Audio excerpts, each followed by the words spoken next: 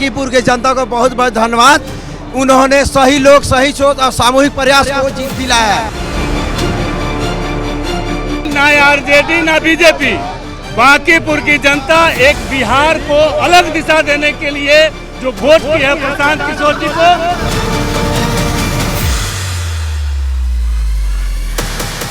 ये जीत का शोर है क्योंकि पटना में अब प्रशांत किशोर है।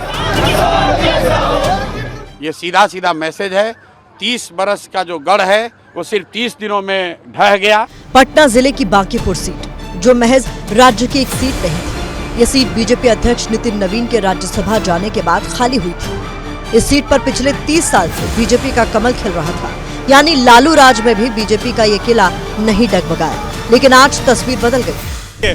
लड्डू भी यहाँ पर बांटे जा रहे हैं।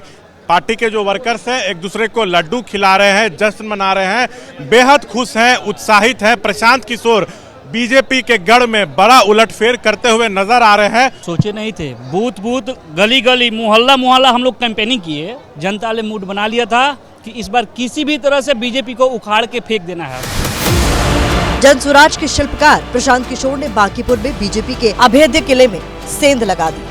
और ये महज एक सीट की हार जीत का आंकड़ा नहीं, बल्कि बिहार की सियासत की दो सबसे मजबूत माने जाने वाली धाराओं के जमींदोज होने की कहानी भी है। पीके सिर्फ जीते नहीं, बीजेपी और आरजेडी दोनों हारे हैं। इसलिए चुनाव जीतने के साथ पीके ने सीधे सीएम बदलने की मांग कर डाली। बिहार में किसी अच्छे व्यक्ति को मुख्यमंत्री बनाइए। आपको जनता ने 202 विधायक जिताए हैं। किसी अपराधी, किसी गलत चाल चरित्र चेहरा वाले व्यक्ति को बिहार का नेतृत्व मत दीजिए। अच्छे आदमी को बनाइए ताकि बिहार में भी शिक्षा हो, बिहार में भी बच्चों के लिए रोजगार हो, बिहार के बच्चों को भी बाहर मजदूरी करने न जाना पड़े। ये संदेश बांकीपुर के लोगों ने दिया है। पीके को रोकने के लिए बीजेपी ने पूरा जोर लगाया था, लेकिन शायद ओवर कॉन्फिडेंस बीजेपी पर भारी पड़ गया। जीत को लेकर कॉन्फिडेंस की तस्वीरें सुबह से आने लगी थी। सुबह पार्टी दफ्तर में जीत के लड्डू बनने शुरू हो गए थे, लेकिन जैसे जैसे सूरज चढ़ने लगा, पीके की जीत का परचम लहराने लगा। बीजेपी के लिए यह हार किसी सदमे से कम नहीं है, जहां करीब 100 दिन पहले उनका पहला सीएम बना था।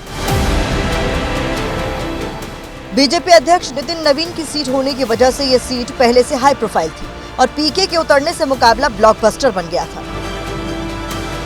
बीजेपी की रणनीति के फेल होने की शुरुआत टिकट लेवल से हुई थी। बीजेपी ने पहले अभिषेक बंटी का नामांकन करवाया, फिर टिकट लेकर नीरज सिन्हा को थमा दिया। एक तरफ पीके जैसा उम्मीदवार जिसे पूरा बिहार जानता है, दूसरी तरफ नीरज सिन्हा जैसा कैंडिडेट जिसकी पहचान बूथ तक सीमित थी। जैसे जैसे चुनावी जंग शुरू हुई, इस सीट पर राष्ट्रीय और राज्य के मुद्दे हावी होते चले गए। भरत तिवारी फर्जी एनकाउंटर को पीके ने जोर शोर से उठाया, जो राज्य में अगड़ा बनाम पिछड़ा की लड़ाई बन चुका था। बांकीपुर सीट पर सवर्ण 35% से ज्यादा है। अंदर खाने यूजीसी विवाद को लेकर सवर्णों में नाराजगी थी और पीके के लिए एनकाउंटर का मुद्दा संजीवनी की तरह काम कर गया। वोटिंग नजदीक आते आते नीट के मुद्दे पर भी जंतर मंतर से शुरू हुआ प्रदर्शन पटना तक पहुंचा। पीके ने युवाओं के भविष्य की चिंता को भी भुनाया। बांकीपुर के 3.69 लाख वोटर्स में करीब 1/3 यानी करीब 1.25 लाख वोटर 29 साल से कम उम्र के हैं। पहली बार वोट डालने वाले युवा बदलाव की आस में दिखे। मुद्दों की भरमार थी और पीके को उसे वोटरों तक पहुंचाना था। चुनावी रणनीति बनाने वाले पीके ने नया रास्ता चुना। पीके ने जीत के लिए बड़ी रैली नहीं की, बल्कि छोटी छोटी जनसभाएं की। लेकिन जो उनकी जीत पे तुरुप का इक्का साबित हुआ, वो रहा पीके की पॉकेट मीटिंग। पीके रोजाना 25 से 30 लोगों के साथ अपार्टमेंट के बेसमेंट या मोहल्ले में पॉकेट मीटिंग करते थे। छोटी सभाएं और पॉकेट मीटिंग के अलावे खुद प्रशांत किशोर रात 8 बजे से आधी रात तक खुद गलियों में पैदल उतरते रहे। न कोई काफिला, न कोई तामझाम। मुद्दे भी ऐसे चुने जो जमीनी हो। टूटी सड़कें, टूटे नाले और बच्चों के भविष्य को सबसे ऊपर रखा, जिसने जाति के सभी दीवारों को पीछे छोड़ दिया।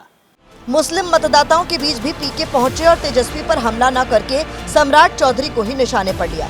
इसी से आरजेडी का एमवाई समीकरण भी ध्वस्त हुआ और बीजेपी के कायस्थ कैंडिडेट की कार्ड भी ढूंढ ली। बिहार बड़ी बड़ी रैलियों के लिए जाना जाता है। बीजेपी अध्यक्ष नितिन नवीन ने वोटिंग से ठीक पहले रोड शो भी किया था, लेकिन तब तक देर हो चुकी थी। वोटर्स पीके के साथ जाने का मन बना चुके थे।